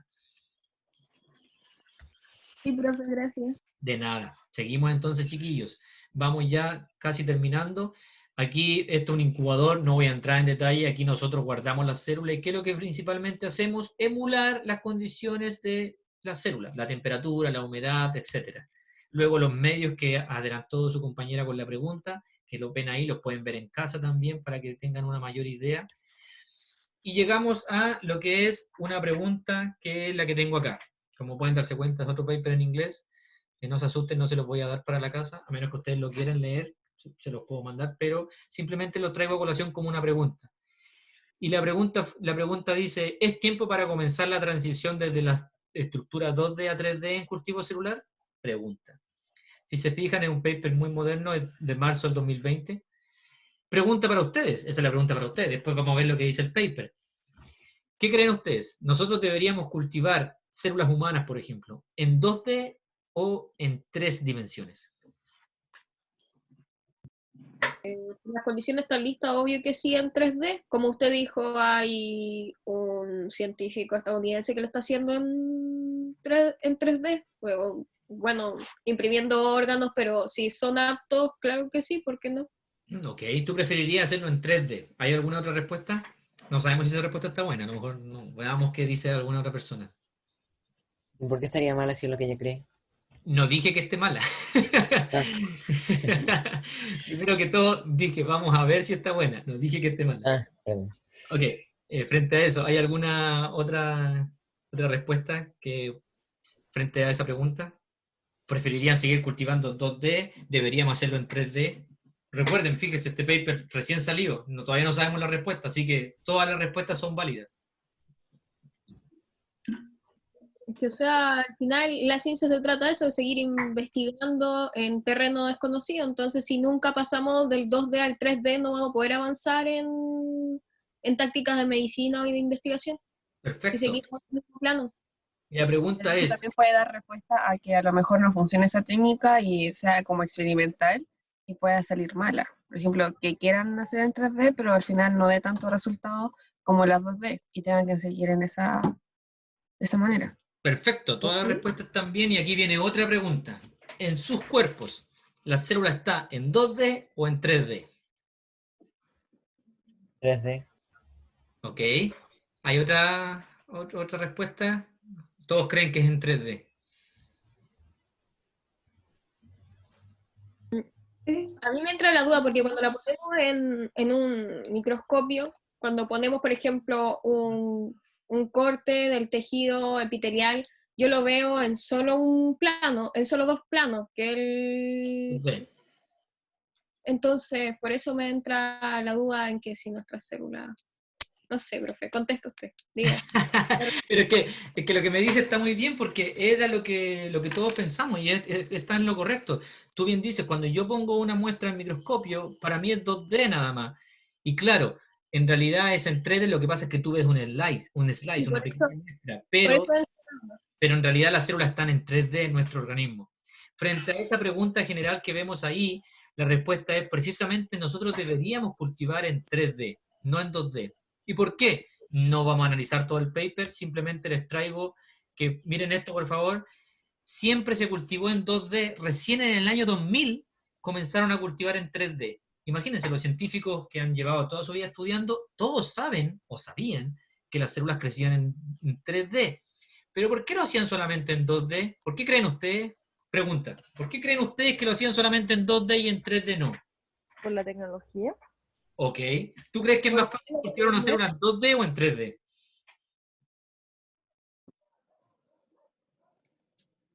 Más fácil en 2D, ¿o no? Sí, correcto. Es más fácil en 2D que en 3D. En 3D supone un montón de dificultad. En 2D simplemente la tiro en la placa de Petri, como tú ves en la placa de Petri, y las puedo ver inmediatamente. En 3D, ¿cómo la veo? Si está en 3D, no las puedo ver. No las puedo ver al microscopio. Tengo que usar SEM, o microscopio electrónico de barrido. O tengo que usar histología, tengo que hacer cortes. Mientras que en 2D voy ya al laboratorio, pongo la plaquita y la veo enseguida. Mira, fíjate, algo tan simple como la visualización en 3D no es posible. Y ahí todo el resto se te complica. Entonces, ¿por qué no pasaron al 3D? Porque era más complejo, más caro, más difícil, etc. Pero mira, por favor, ¿por qué les traigo esto? Y esta es la última para que no se me estresen. Y no se compliquen, está en inglés, pero creo que lo podemos hacer todos simultáneamente. Y quiero principalmente que vayan al final, a la sensibilidad a las drogas. Fíjense, por favor, ¿cuál es la diferencia entre el 2D y el 3D? A ver si podemos al El menos... 2D tiene poca resistencia. Y el 3D tiene más. Ah, tratamiento con drogas. ¿Y eso saben qué significa en la vida real? En la vida de un farmacéutico, cuando el farmacéutico... ¿Con los medicamentos? Correcto, con los medicamentos. Y hablemos de cáncer, porque hemos estado hablando un poquito de cáncer. Yo desarrollo una droga anticáncer y se la envío a ustedes como farmacéutico. Y ¿usted dónde la va a probar? ¿En 2D o en 3D? Y quiero que me responda por qué, por favor. Cualquiera de ustedes. Yo creo que en 2D, porque si en el 2D tiene poca resistencia, en la otra va a funcionar sí o sí. Ok, ahí tenemos una respuesta. ¿Hay otra? ¿Hay alguien que diga que la va a cultivar en 3D? quizá el 3D tiene como el medio que debiese ser, como cómo debiese ser en verdad la resistencia a esa droga. Y quizá el 2D sea como tan delicado que me dé un marco que en verdad no es. Perfecto. Y esa es la respuesta que más se acerca a lo que nosotros debiéramos ver. Durante muchos años se investigó y se estudió en 2D. Y en 2D, como bien decía el compañero, no dijo nada equivocado, lo dijo bien, las células son poco resistentes a la droga. ¿Eso qué quiere decir? Que cuando tomaron la droga, la probaron en esta célula y mató todas las células. Y dijeron, muy bien, aquí la hicimos, tenemos una droga que es espectacular. Fueron a la FDA, la aprobaron, después de muchos años de pruebas, fueron a los pacientes y a los pacientes con cáncer la droga no le hizo nada. Y quedaron perplejos, dijeron, pero ¿cómo no le va a hacer nada si nosotros vimos el laboratorio? Mira, fíjate, mató todo. Sí, pero tu prueba fue hecha en 2D. Y en 2D las células no responden lo mismo que en 3D. Y en tu cuerpo las células, como ya concluimos, están en 3D. Por ejemplo, también fíjense al final, la droga con respecto al metabolismo es totalmente distinto. Miren en 3D, la droga... Mejor. Correcto, exactamente. Por lo tanto, lo que podemos concluir de esto, y si ustedes analizan más en su casa, pueden dar una leída, como les digo, no les mandé el paper completo, era largo para ustedes, pero me interesé en esto, porque creo que como farmacéutico, si el día de mañana ustedes tienen que trabajar en droga, ya saben que en 2D es fácil, que en 2D van a tener rápidos resultados, que en 2D puede resultar espectacular, pero si yo soy una persona que ha trabajado en ingeniería de tejido y tú me estás mostrando esos resultados, yo te los voy a cuestionar enseguida y te voy a decir, ok, todo bonito, ahora pruébamelo en 3D. Y en 3D se ha descrito que no funcionan igual. Recuerden que las células están en 3D, las células están en 3D, están más protegidas, por así decirlo, por una trama, por una matriz extracelular. Es decir, ya desde el punto de vista de la restricción difusional va a ser diferente. La célula en 2D añades el componente químico, la droga, y le va a llegar al tiro a la célula. En el 3D tiene que atravesar la matriz extracelular, y mientras va atravesando lo que tú pusiste de concentración, la concentración que le llega a la célula va a ser mínima comparada con la que quedó atrapada en la matriz. Es solamente un ejemplo. Y mira, por favor, lo que es a nivel de las células exposiciones al medio. Ahí puedes ver cómo están en 2D y en 3D. Mira, fíjate por favor, en 3D aquí dice que los nutrientes no tienen que ser igualmente divididos entre las células. ¿Por qué? Porque la célula que está más al exterior de la matriz va a recibir el nutriente, pero la que está en el centro, ¿qué va a pasar? ¿Va a recibir el mismo nutriente o no? No. Los restos. Perfecto, va a ser menos. Bueno, chiquillos, eso es lo que yo les tenía que contar. Espero que lo hayan disfrutado, espero que les haya gustado. No tengo nada más que decir al respecto. Creo que abordamos todos los temas. Como les dije anteriormente, las clases de aquí en adelante no van a ser de 2 horas. No se puede, no se debe. Y además, la idea, como les dije, es que vayamos acotando esto, y así ustedes después, por supuesto, tienen que leer. Ahora ustedes obviamente tienen que leer, investigar y tratar de hacer las tareas que se les van dando. Por mi parte, yo no tengo más preguntas. ¿Ustedes tienen alguna consulta que queramos aclarar? ¿Alguna duda? ¿Va a subir el Power? Por supuesto. Recuerda que el aula no está, al menos para mí, no está disponible aún, pero yo, al igual que el otro día, se los voy a mandar por correo. Por correo, para que lo tengan disponible hoy día mismo. Y tengo que grabar la clase, que también se la voy a hacer llegar una vez que la suba a YouTube, se la voy a compartir por YouTube para que la vean. Así que no se preocupen. Yo le tengo una pregunta, ya que estuvo por allá, por Alemania, y vio Dígame. como un... Bueno, lo que pasa es que, como había lo había dicho, sabía o investigado un poco de la leucemia diseminada, que significa que es un cáncer que se pega en Chile. Diseminada significa que se transmite. Ok. Los seres humanos, ¿cree que hay un marco de posibilidad que en cierto rango algunos cánceres se puedan transmitir más allá de la genética? ¿O cree que es imposible? Mira, lo que te puedo decir, algo que leí una vez que fue bastante descolocante, no sé en qué habrá quedado ahora, fue una pregunta en que si yo hago un trasplante de órganos de una persona a otra, ¿también se trasplantan ciertas características de esa persona? Que es un poco parecido a lo que tú me dices.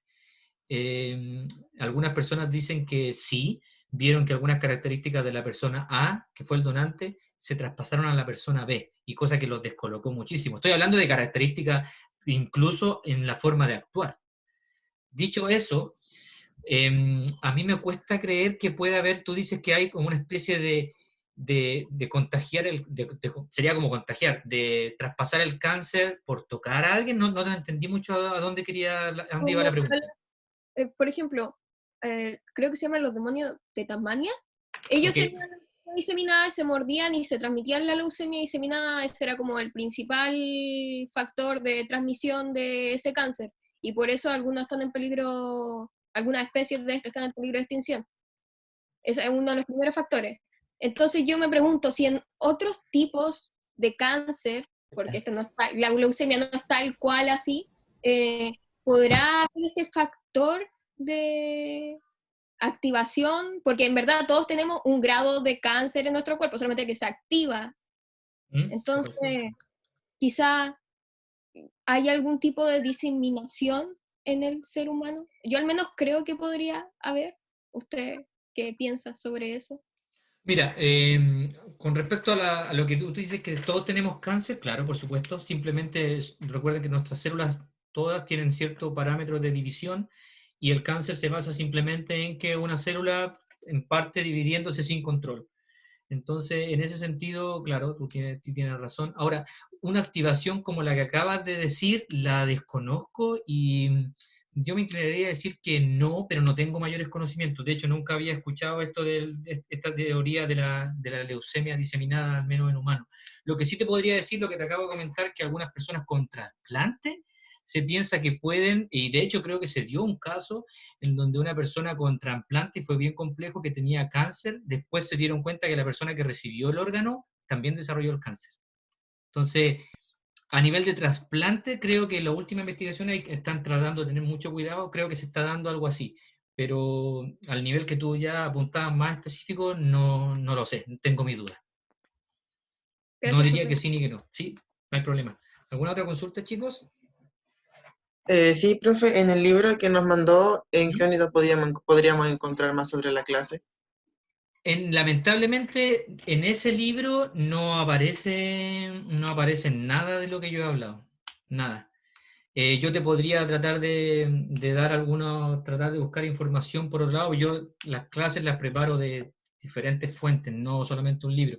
Lo que pasa es que la primera clase, si tú te fijaste, había varias cosas que yo sacaba de ahí, pero en general, por ejemplo, la teoría endosimbiótica y las primeras imágenes las saqué del Gerald Carr, y el resto la saqué de paper, como te acabas de dar cuenta, y no sé si te vas a leer los papers de Badilac, que además están en inglés. Pero, profe, Dígame. ¿solamente con la clase igual estaríamos listos para la prueba o no? Es que se supone que en teoría, dependiendo de lo que haya, por supuesto que solamente con la clase tiene bastante información. La prueba va a tomar un mes de clases. Es decir, que esto que a ti te parece un poco de información, en un mes más va a ser un montón. Por supuesto que la idea sea que nosotros vayamos interiorizándonos un poco más, pero ahora lamentablemente, como estamos en esta pandemia, yo te podría decir, ok, lee el CARP, pero tú no tienes disponible el CARP. O lee el Lodich, y tú no puedes ir a la biblioteca y sacar el Lodich. ¿Me hago entender? Lo que sí... Dígame. Vamos a seguir con ingeniería de tejidos. ¿Perdón? Vamos a seguir con ingeniería de tejidos para la prueba. Sí, todo lo que nosotros hablemos, eso lo dije en la primera clase, todo lo que nosotros hablemos entra en la prueba, incluido esta clase, incluida la tarea. No te extrañe que yo te haga una pregunta sobre el coronavirus en la prueba. No era lo que me refería a que vamos a seguir desarrollando este tema, ingeniería de tejidos. No, este tema termina hoy. Ah, ya, perfecto. No, este tema termina hoy, y el próximo, si tú ves el cronograma, el próximo tema es respecto a la química de los elementos, las biomoléculas, el agua, proteínas, ácidos nucleicos. Este tema termina hoy. Pero lo que sí es importante, y esto atendiendo a la pregunta que me hizo su compañero, nosotros cuando hacemos clases como estas, lo que yo hago es darles los pauteos generales. Es decir, esto ustedes como estudiantes pueden después ir, y la idea es que hagan eso y vayan a profundizar más por ustedes mismos. Este es lo base, ¿me hago entender? Entonces, ustedes obviamente pueden buscar literatura convencional y todo el cuento. Yo también les puedo mandar cosas, por supuesto, pero como les digo, en algunos momentos trato de yo resumírsela y poner, por ejemplo, el paper que tú ves ahí, el último que les pasé. Ese último paper, yo no sé si quieren leérselo completo, el que está en inglés que les pasé sobre 2D a 3D. No creo que sea necesario. No, ahora, si ustedes quieren, se lo envío, lo pueden leer completo. Pero en este caso, lamentablemente, para esta vez, yo no tendría que pasarles muchos libros, y si quieren puedo buscarle algo, pero como les digo, va a estar bastante más diseminado que el otro.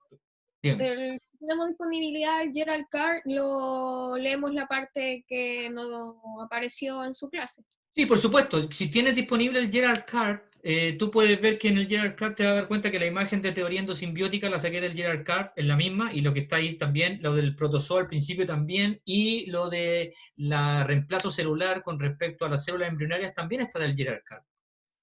Pero todo el resto, si te fijas, son el libro de cultivo celular que yo tengo, etc.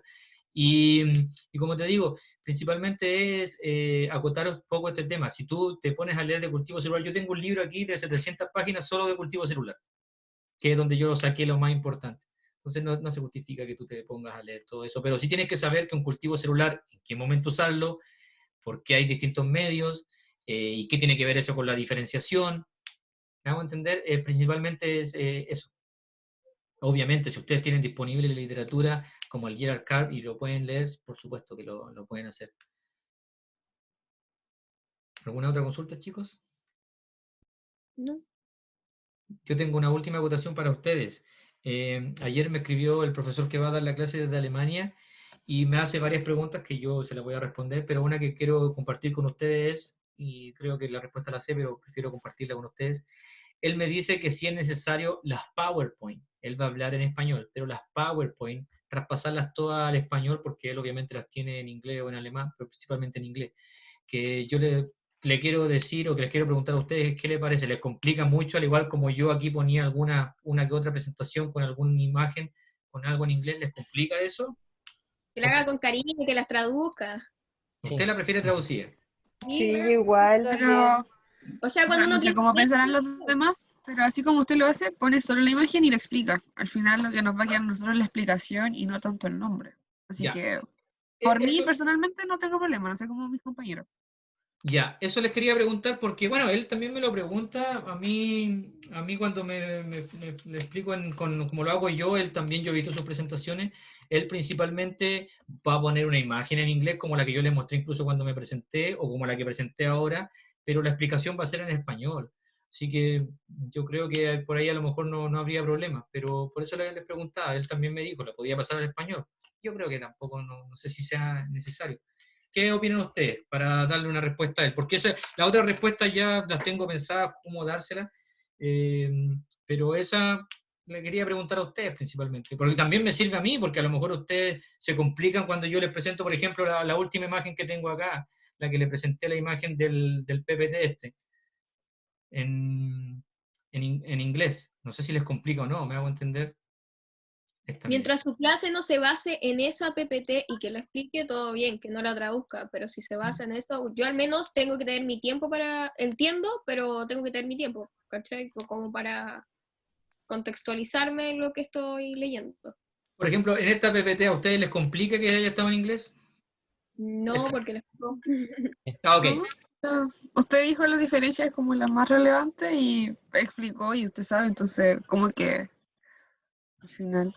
Ya, eso entonces le voy a hacer llegar esa acotación al hombre que puede tener escrito en inglés, pero la idea es que la explicación en ese sentido sea en español y yo he visto sus presentaciones, lo más probable es que no haya problema. Pero igual ahora hablamos dos compañeros, igual podrían hablar más si es que alguien tiene otra... O sea, por supuesto, no puedo obligarlo a hablar tampoco. Yo tampoco tengo ningún problema, profesor. No sé, la verdad es que entendí lo que puso ahí. Me parece bien, no sé el resto, son 37, si no, pueden escribir, pueden hacer lo que quieran, porque después aquí está escribiendo alguien, son acuerdos que se van a tomar en conjunto. Entonces, no tengo problema, dice por ahí. Si no quieren hablar, pueden escribir para yo después dar una leída, no tengo problema, empiezan a hablar. Claro, porque después se toma como un acuerdo, y yo soy el profesor, pero yo podría decir, van a ser en inglés, filo, tienen que aprender, pero prefiero comentarlo con usted, y claro, la idea es, por lo que estoy viendo ahora, al menos tengo 5 o 7 más respuestas, más las que tenemos acá, que están diciendo que no hay problema, si no quieren hablar por micrófono, están diciendo todos que no habría ningún problema, entonces lo vamos a tomar como referencia para explicarle al profe que no habrían inconvenientes en eso. Bueno, veo que no había problema, siguen respondiendo y todos están en la misma tónica, no tienen ningún problema al respecto, así que yo creo que se va a hacer como lo hemos hecho. Última pregunta para usted. Dígame. Suba el PPT. ¿Perdón? Suba el PPT. Sí. Y última pregunta también antes de irme, porque me gustaría tener una retroalimentación de usted. ¿Está bien cómo estamos haciendo las clases? ¿Les parecen bien esta interacción? ¿Les parece que comentemos, yo haga preguntas, ustedes respondan, aprendamos cada uno? ¿Les parece cómodo? ¿No les gusta? ¿Prefieren solamente yo no sé, a lo mejor prefieren solamente yo hablando todo el rato y me lo hacen saber y yo me pongo a hablar todo el rato? Creo que no es lo mejor, sí. ¿Qué opinan? No, está bien la tónica. A mí me gustan así. Ok, ¿les parece bien? ¿Les parece bien entonces para que sigamos con esta tónica? Porque así yo creo que también es más entretenido, ustedes participan. Yo aprendo de ustedes también. Delante me dijo un chico en la sección 1 una cosa que yo no tenía idea, la anoté. Ahora la compañera me habla de esto de la especie del cáncer que puede hacer, por así decirlo, con el ejemplo de los demonios de Tasmania. Todos estamos para aprender. Yo no nací sabiendo, no lo sé todo, así que agradezco también eso. Creo que también es bueno para que nosotros aprendamos. Dígame. Algo de lo que vaya a decir el otro caballero, ¿va a salir en las pruebas que nos va a hacer usted? Cuarta vez, todo. Y todo, por favor, lo repito por cuarta vez, todo lo que se haga en estas clases es sujeto a evaluación. desde la A Incluso a lo de personas externas. incluso lo del profesor de extranjero, porque él va a hablar sobre cáncer y núcleo. En particular estamos hablando de la clase de núcleo celular y él va a hablar de cáncer, y en vez de dar yo la clase, que la podría hacer, quiero que ustedes tengan un profesor que trabaja en el área hace muchos años en el extranjero, que investigó mucho, pero todo lo que se hable y todas las tareas, exactamente todo, es sujeto a evaluación. Para que no se vuelva a olvidar, porque creo que no es primera vez que me lo están preguntando. Y la tarea, Profe, y hablamos, en el- perdón, la tarea, si hablamos de coronavirus, en inglés, puede ser evaluada. La tarea del cuadro puede ser evaluada. Todo, ¿ok? Ok. Pregunta. Profe, en el caso de que en la parte de cáncer estemos presencial, ¿Mm? ¿cómo va a ser la modalidad? ¿Vamos como a proyectar el video? Con el profesor. ¿Eh? Lo que yo tengo entendido, ya estuve averiguando, y usted a lo mejor se maneja más con esto, que bueno que me lo dices. Él ya le pregunté ayer, porque yo estoy coordinando esto con mucho tiempo de anticipación, a mí no me gustan las cosas improvisadas. Entonces le dije que si manejaba Zoom, me dijo que lo manejaba, que no tenía ningún problema. Yo aprendí también por acá que yo podría ser el que invita a todos, incluido él, y como una forma de poder tener la clase grabada, yo voy a ser como el anfitrión y él va a dar la clase, pero él va a compartir su pantalla. En este caso yo no puedo compartir pantalla, pero él la podría compartir. Tengo entendido que así se puede hacer, no sé si ustedes tienen algo al respecto. Han tenido, buena pregunta también con usted. ¿Los otros profesores le han dado alguna clase o le han dicho que van a dar una clase así con dos profesores? Sí, en introducción al laboratorio. ¿Cómo les fue? Bien, ahí tenemos ¿Bien? 3 profesores y ni un problema. ¿Y los tres están en la misma clase y a veces comparte Sí. pantalla uno y a veces comparte pantalla otro? Sí, y se complementan súper bien porque hay temas que se especifican cada uno. Entonces habla uno, después la habla el otro. Y Perfecto. se comentan entre ellos. Me encanta eso, me encanta. Yo no lo he hecho, pero anduve preguntando, entonces la idea es yo sería el anfitrión, lo invito a todos ustedes, lo invito a él como copia, él pone su presentación y obviamente después la presentación va a estar disponible para usted y además yo voy a grabar la clase. Va a ser una clase, sí, una clase convencional. Yo la voy a grabar y después va a estar subida, en ese caso me imagino que al aula, o les va a llegar a ustedes como todas las clases que le han llegado. Así que no se preocupen en ese sentido. ¿Alguna otra consulta, muchachos? Todas las que deseen. No. Ok, creo que estamos bien por hoy. Le agradezco los comentarios, los chicos están diciendo cómo les parecen las clases, también están dando su opinión respecto a cómo tengo que comunicarle al profesor de Alemania cómo hacerlo, creo que está todo bastante claro. Entonces, muchachos, nosotros nos vemos el lunes, si hay alguna consulta me la hacen por correo. Y nada, muchas gracias por todo, agradezco la participación como siempre, disfruté bastante la clase, espero que ustedes también hayan disfrutado. Les deseo buen fin de semana. Nos vemos entonces la próxima semana, ¿ok? Bueno, chao, profe. Chao, profe. Hasta luego, que estén bien, gracias. Gracias. Almorzar entonces, nos vemos, chaito.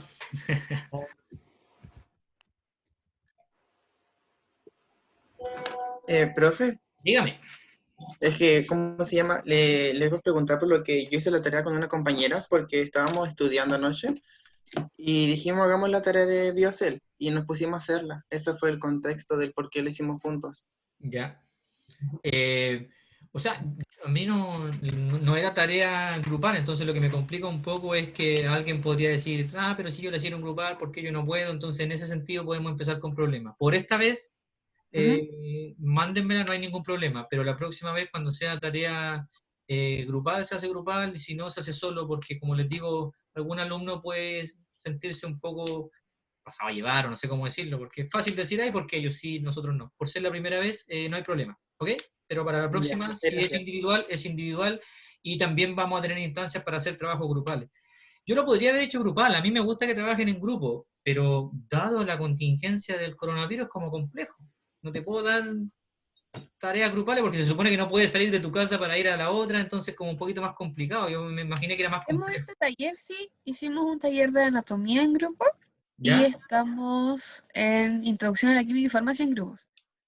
Y, Ya. por ejemplo, con mi grupo hemos hecho reuniones por Skype y por Zoom también. Y se trabaja igual relativamente bien. Ok, voy a tomarlo entonces porque así en algún momento, ahora comprenderán que a mí como docente me es mucho más fácil revisar 20 trabajos que 100. ¿Me hago Claro. entender?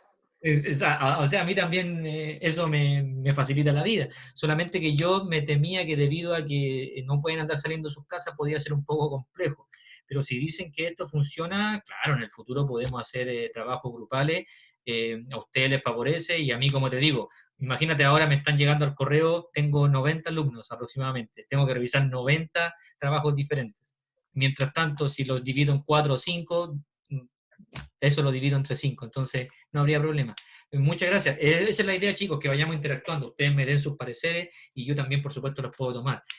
Como les digo, en este caso no había problema y en el futuro podemos también pensar en tratar de hacer cosas grupales para que así no haya mayores problemas. Ya, profe, muchas gracias. Gracias a ustedes, chiquillos. Que les vaya muy bien de nuevo. Igualmente. Igualmente. Chao. Chao. Chao.